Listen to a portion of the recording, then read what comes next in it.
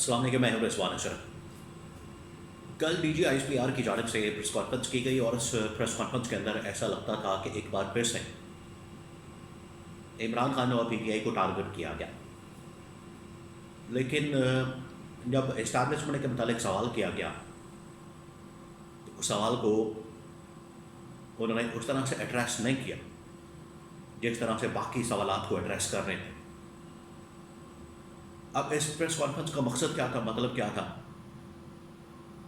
और इसके अंदर जो बातें की गई हैं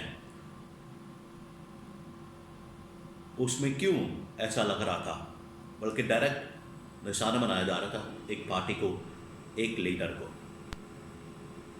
और ये सेकंड प्रेस कॉन्फ्रेंस है। आज से कुछ अर्सा पहले DGISPR की जानिब से ही एक प्रेस कॉन्फ्रेंस की गई थी। उसमें तो डायरेक्ट इमरान खान और इमरान खान की पार्टी को ललकारा गया था। और इस बार जो प्रेस कॉन्फ्रेंस की गई है इसके अंदर भी दहशतगर्दी को, मुल्क के अंदर अमन अमान की बिगड़ी हुई सूरत हाल को इमरान खान और PTI के साथ जोड़ दिया गया। इसके बारे में बड़ी अहम तरीन मालूमात मेरे पास मौजूद हैं। 2-3 चीज़ें। ये प्रेस कॉन्फ्रेंस तकरीबन कोई 3.25 घंटे की प्रेस कॉन्फ्रेंस थी, 3.25 घंटे की। तो इसके अंदर बेशुमार बातें की गई। अगले आने वाले व्लॉग्स के अंदर मैं मज़ीद कुछ पॉइंट्स इसके बारे में आपको बताऊंगा, क्योंकि 3.25 घंटे की प्रेस कॉन्फ्रेंस के ऊपर जवाब देना या कुछ अहम तरीन मामलात के ऊपर डिस्कशन करना, उसके लिए 3.25 या फिर मज़ीद 3.25 चाहिए घंटे, 6 घंटे चाहिए। अगर एक एक जुमले का, एक एक लफ्ज़ का, एक एक मामले का जवाब दिया जाए या उसके ऊपर बात की जाए या हकीकत, क्योंकि ये तस्वीर का एक रुख है। आपको तस्वीर के दोनों रुख दिखाने चाहिए, सामने रखने चाहिए, और पब्लिक को फिर फैसला करना चाहिए, आवाम को फिर फैसला करना चाहिए। तो ये जो DGISPR की प्रेस कॉन्फ्रेंस है, इसके अंदर मैं आपको बताता हूँ कि इसके अंदर कौन से अहम तरीन पॉइंट्स थे, उनके अंदर क्या कहा गया और इसका इम्पैक्ट क्या होगा।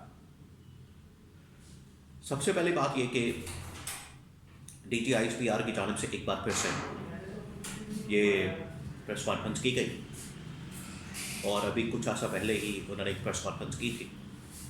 उसके अंदर भी उन्होंने ख़ास तौर पर उस लफ्ज़ को टारगेट किया, उस लफ्ज़ को उन्होंने छेड़ा, उस लफ्ज़ को निशाना बनाया जिसमें इमरान खान ने एक ट्वीट के अंदर फील्ड मार्शल को ज़हनी मरीज़ कह दिया था।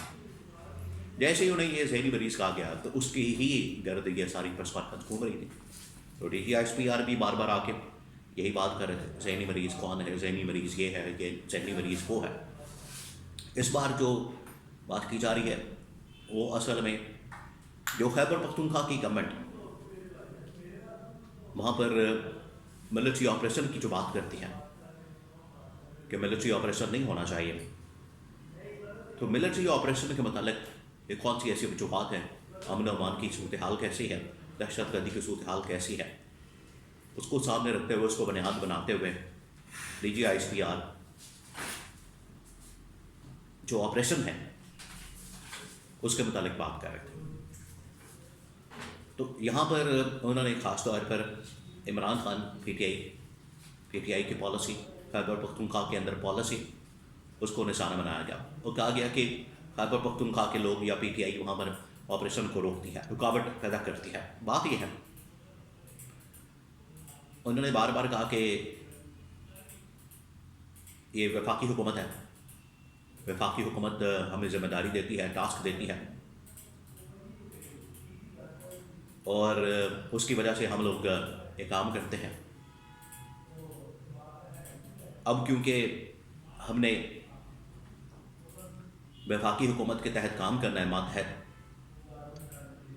और हमें जोग्राफियाई हदूद की हिफाजत करनी है, तो अगर कोई दहशतगर्दी का हमला होगा तो हम उसका जवाब देंगे, इसमें कोई शक वाली बात नहीं है। जब भी दहशतगर्दी का हमला होगा, जब भी कोई इस तरह की कार्रवाई होगी, उसका जवाब देना चाहिए। पूरी पाकिस्तानी कौम अपनी फौज के साथ खड़ी है, इसमें कोई दो राय नहीं है। लेकिन ऑपरेशन के मामले के ऊपर, बाकी चीज़ों के ऊपर पॉलिटिकली खैबर पख्तूनख्वा की गवर्नमेंट को भी ऑन बोर्ड लेना ये भी ज़रूरी है, नागज़ीर है, उसके बगैर काम नहीं चल सकता। अब इसमें पीटीआई की पॉलिसी को ख़ास तौर पर टारगेट किया जा रहा है, निशाना बनाया जा रहा है।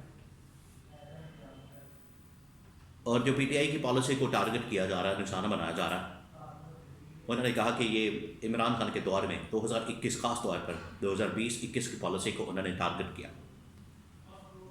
उसके ऊपर सवाल किया गया उनसे कि ये पॉलिसी क्या सिर्फ इमरान खान ने बनाई थी? क्या पॉलिसी सिर्फ इमरान खान की गवर्नमेंट बना रही थी या अकेला फर्द वाहिद इमरान खान ये पॉलिसी बना रहा था?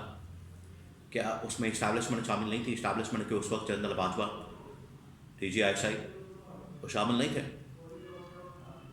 तो ISPR की जानिब से इस मामले को गोल कर दिया गया। गोल से बना दिया कि उन्होंने कहा कि नहीं, इसकी सारी जिम्मेदारी हुकूमत वक्त के ऊपर आती है। उन्होंने सारी जिम्मेदारी इमरान खान गवर्नमेंट हुकूमत के ऊपर डाल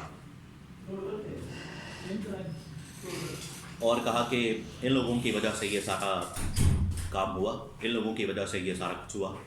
तो सारी जिम्मेदारी किसके ऊपर डाल दी गई? पीटीआई उस वक्त गवर्नमेंट, इमरान खान। उसमें से जो DGI और आर्मी चीफ, उनको बिल्कुल माइनस कर दिया गया, उन्हें बिल्कुल वहाँ से निकाल दिया गया। हालांकि जब भी पॉलिसी बनती है 2020-21 के अंदर भी जब पॉलिसी बनी थी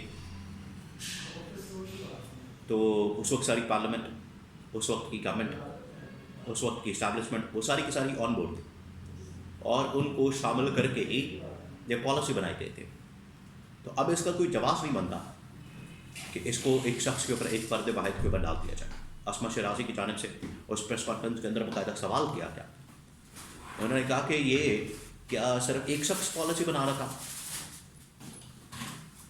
उसका फिर जवाब उन्होंने इमरान खान और गवर्नमेंट के ऊपर डालते हुए थोड़ा सा उन्होंने जनरल भैंस का जिक्र कर दिया, जनरल बाजवा का जिक्र ही नहीं किया। तो एक तरफ तो कहा जाता है कि 2020-21 की पॉलिसी उस वक्त जब अमेरिका को निकाला गया, अफगान तालिबान आए, उसके बाद ये पॉलिसी सारी इमरान खान गवर्नमेंट लेकर चल रहे थे और इस्टेब्लिशमेंट को पता ही नहीं था, या इस्टेब्लिशमेंट ऑन बोर्ड नहीं थी, या इस्टेब्लिशमेंट के इनपुट नहीं थे, ये कहा गया। तो ये बड़ा अहम तरीन नुक्ता उन्होंने छेड़ा, बड़ा अहम तरीन नुक्ता उन्होंने इसको बयान किया। ये वाज़ेह करता है कि आखिरकार गवर्नमेंट और इस्टेब्लिशमेंट उस वक्त एक पेज पर थे, लेकिन जानबूझ के, ये तो आप पिछले 80 साल की अगर तारीख उठा के देखें तो इस्टेब्लिशमेंट को क्लीन चिट दे दी जाती है और जो सिविलियन गवर्नमेंट है उसको तमाम चीज़ों का, बुराइयों का और तमाम मसाइल का जिम्मेदार करार दे दिया जाता है।